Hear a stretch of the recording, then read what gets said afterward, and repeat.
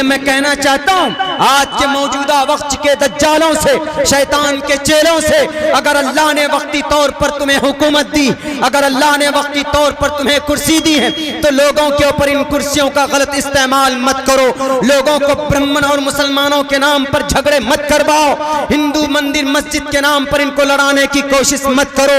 वरना एक बात याद रखना, यदा यदा ही धर्मस्य ग्लानिर्भवति भारत अभ्युत्थानम धर्मस्य तदात्मानं सृजाम्यहम्। धर्म के नाम पर अगर लोगों को तुमने लड़ाया, अगर धर्म के नाम पर लोगों के बीच में तुमने नफरत की दीवार खड़ी की, तो जिस तरीके से रावण को मिटाने के लिए ईश्वर खुद इस धरती पर उतर आया था, तुम्हारे ग्रंथों के हवाले से कहता हूं, अगर तुमने ये काम किए, बेटी बचाओ बेटी पढ़ाओ के नाम पर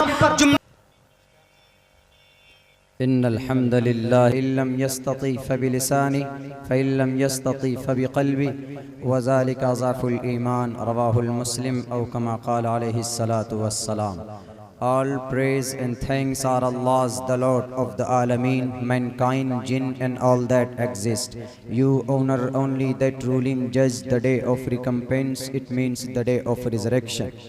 You only we worship, you only we ask for help, each and everything guide us to the right path, to the straight way. All praise be to Allah and cherisher, the sustainer of the worlds, and may the blessings and peace be upon the master of prophets, on all of his companions.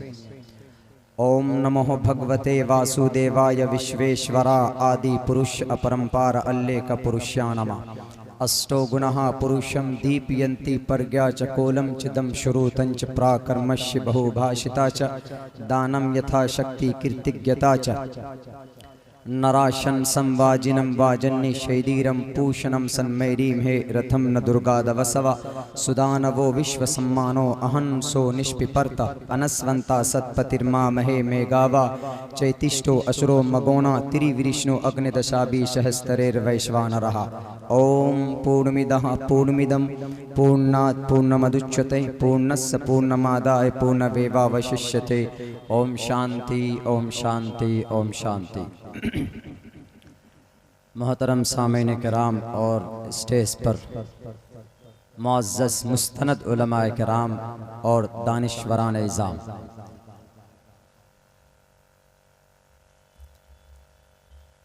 आप लोगों के बीच में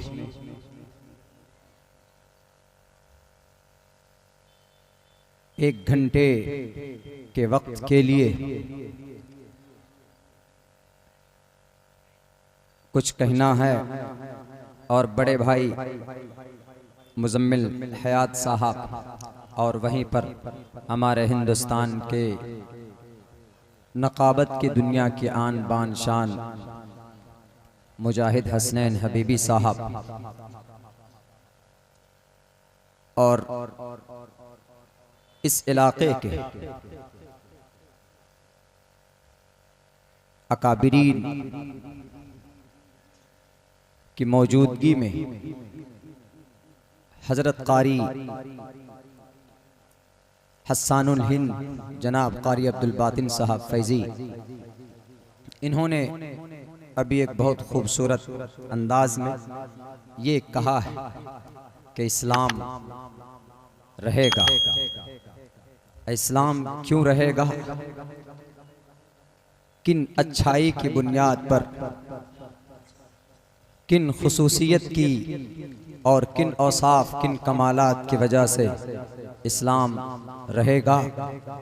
क्या इस्लाम इसलिए रहेगा कि हिंदुस्तान में मुस्लिम empire ने 800 साल तक हुकूमत की थी, इसलिए इस्लाम रहेगा?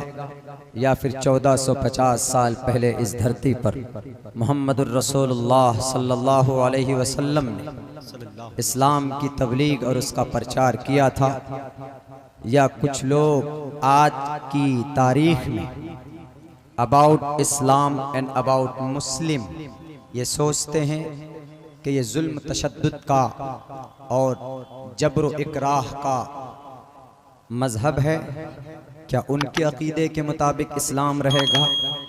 मैं आज अपने इस एक घंटे के अंदर मैंने अभी यही फैसला किया है कि मुझे उन्हीं औसाफ को बताना है, उसी वजह को आपके सामने पेश करना है कि इस्लाम क्यों रहेगा। इस्लाम क्या है कि जिसकी बुनियाद पर पूरी दुनिया के मिटाने से भी, पूरी दुनिया के दुश्मनान इस्लाम के चाहने से भी ये इस्लाम न मिटा था, न मिटा है, ना to the day of judgement ना ये कभी मिट पाएगा।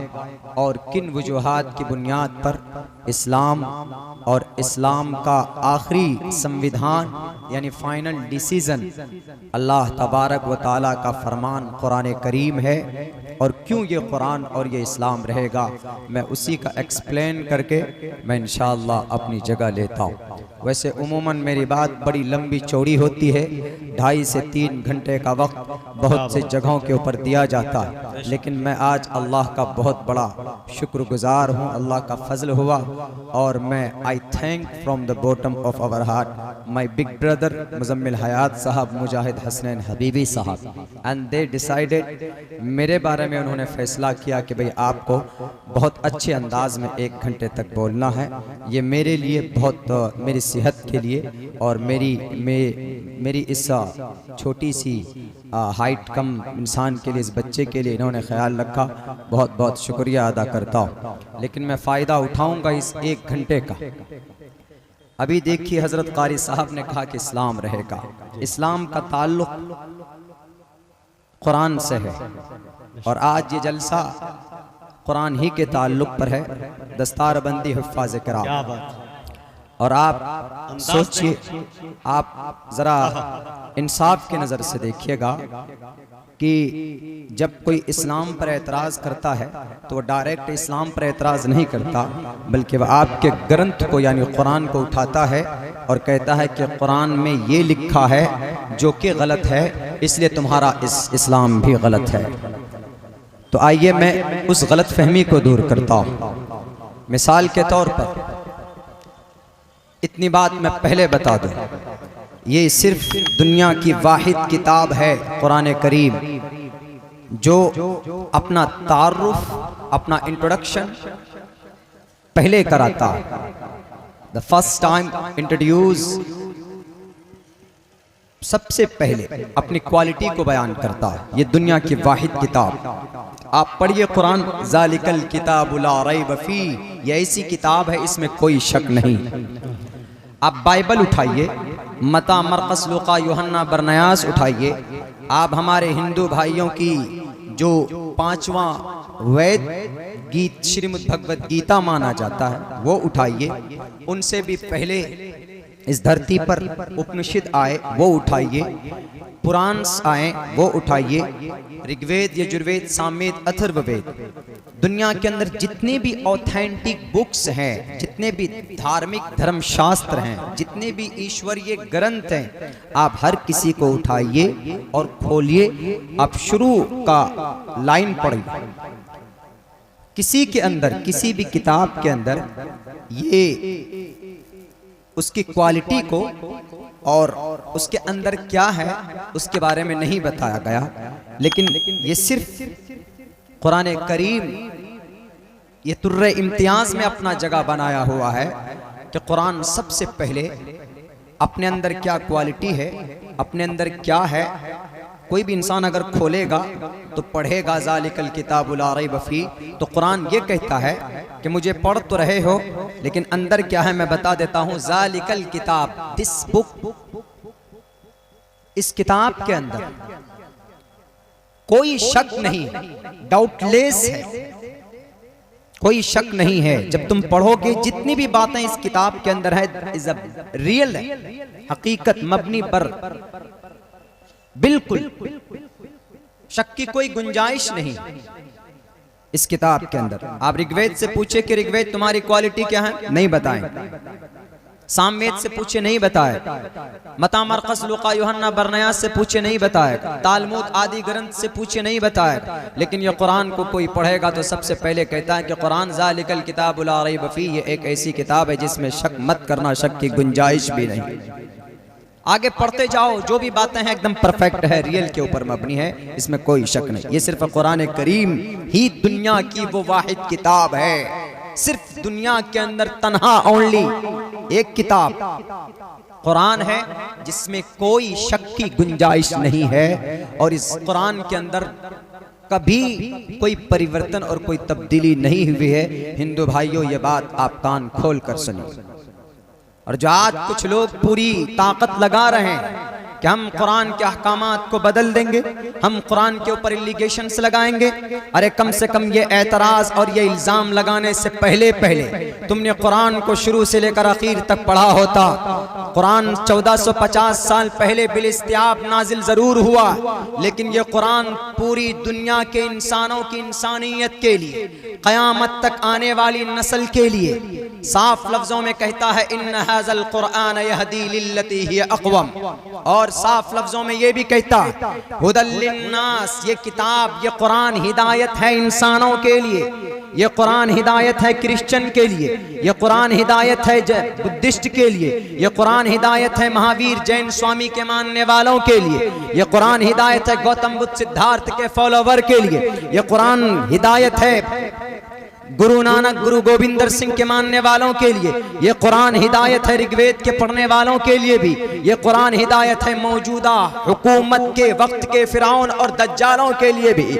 हर कोई इस कुरान को अपने सीने से लगा सकता है और इस कुरान को पढ़ सकता है। ये कुरान के अंदर भेदभाव नहीं, बल्कि आज की तारीख में इस धरती हिंदुस्तान पर बहुत से ऐसे जुमलेबाज पैदा हो गए कि जो कुरान पर भी जुमलेबाजी करते हैं और हिंदुस्तान के हिंदू मुसलमानों के बीच में भी जुमले और ऐसे सेंटेंस और ऐसी बातें कहकर हिंदुओं को भी अलग अलग पार्ट के अंदर जात के अंदर बांट दिया और मुसलमानों को भी अलग अलग पार्ट और जात के अंदर बांट दिया। कुरान उसका भी इलाज करता है और मोहम्मदुर रसूलुल्लाह ने अमल करके भी दिखाया। मैं बताऊंगा, आऊंगा उस स्टेज पर, मैं पूरी कोशिश करूंगा कि मौजूदा वक्त में जितने भी गुरु घंटाल बैठे हैं, जितने भी इस धरती के ऊपर रावण और राक्षस और अबू जहल के चेले, उनका भी ये कुरान इलाज करता है। ऐसा नहीं कि कुरान सिर्फ फजीलत की किताब है, कुरान को सिर्फ पढ़िए तो सवाब मिलेगा, नहीं।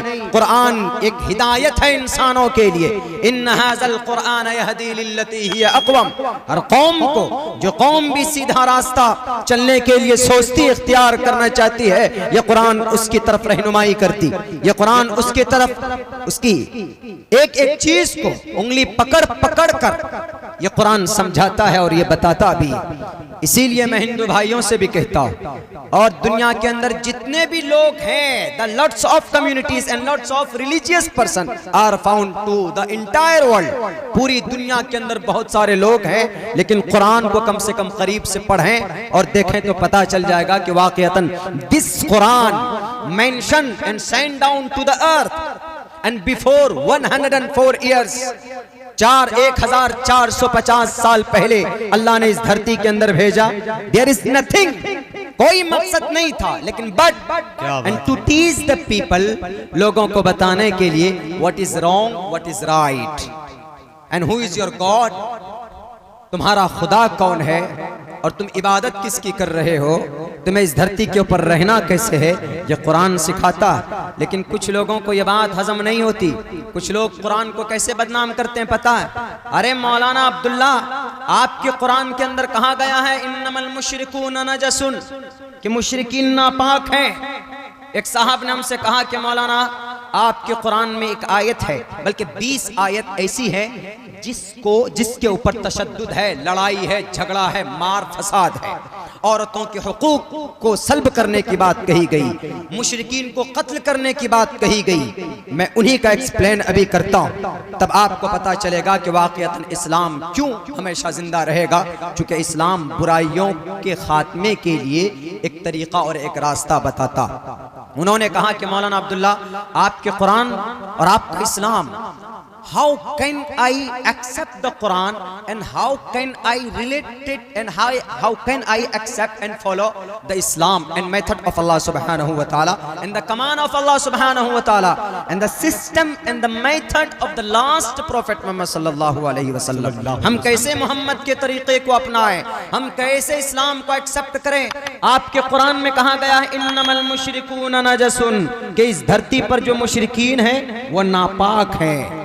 हमने कहा कि आप इसका पस मंजर देखिए, मुशरिकीन को नापाक कहा है। नापाक का मतलब ये नहीं कि सर से पैर तक नापाक है, हाथ मिलाओ तो आप नापाक हो जाएंगे। हमने कहा कि ये मतलब नहीं, कुरान का ये मतलब नहीं, कुरान का एक मतलब है। हमने कहा कि हम मुसलमान हैं, I am a Muslim, but I concept and I believe in one god. हम एक अल्लाह के ऊपर आस्था रखते हैं। हमारा कुरान चूंकि कहता है कुल हुवल्लाहु अहद अल्लाहुस समद, हमारा अल्लाह एक है। बोला कि just like that and I believe in one God, in one परमात्मा। जैसे आप एक अल्लाह पर एतमाद रखते हैं तो हम भी एक खुदा पर एतमाद रखते हैं। हमने कहा पढ़िए बताइए, बोला कि ईश्वर हमारा एक है। हमने कहा है, आपके ऋग्वेद में भी है, एको देवः सर्वभूतेषु गूढ़ः, एको देवः, देव एक है। रात हम झारखंड में देवघर में थे, तो देवघर की हिस्ट्री क्या थी, उसको देवघर क्यों कहा गया था, मैंने वो हिस्ट्री वहां पर बयान की थी। देव मतलब परमात्मा, एको देवः, देव एक है। हमने कहा कि हम मुसलमानों का भी अकीदा है कि हमारा अल्लाह एक है, आपका भी अकीदा एक है कि देव एक है। हमने कहा, उन्होंने ये बोला कि फिर फर्क क्या है, आप भी एक खुदा को मानते हैं, हम भी एक ईश्वर को मानते हैं, क्या फर्क रह गया। हमने कहा कि देखिए फर्क है, हम एक अल्लाह को मानने के साथ साथ उसका दो तकाजा है कि इबादत किसकी होगी, तो हमारा कुरान ये कहता है कि एक अल्लाह की ही इबादत होगी। वाबुदू रब्बकुम ला ताबुदू मिन दुनिल्लाह, एक अल्लाह की ही इबादत करो। और अल्हम्दुलिल्लाह we are proud to be a Muslim. पूरी दुनिया के अंदर जहां भी किसी मुल्क, जिस किसी मुल्क का मुसलमान हो, वो एक ही खुदा की इबादत करता है, दो खुदा की इबादत नहीं करता। हमने कहा कि हमारे गुरुजी जरा आप ये बताइए कि आपका अकीदा तो है कि एको देवः सर्वभूतेषु गूढ़ः, सैष एक एक विरदय कैवा एक वनस्मयो विक्षवीडिया माचिदन यद विशन सत्सिखायो या ऋषन्यत य कैतमुष्टुहि किरिष्टिनानि विचरणनि एकम ब्रह्म द्वितीय नास्ते। ये कलिमा है, ब्रह्मा एक है, द्वितीय नास्ते सेम है। लेकिन अब ये बताइए, अकीदा तो है लेकिन आप इबादत कितने ईश्वर की करते हैं। बोला हम अनेक देवी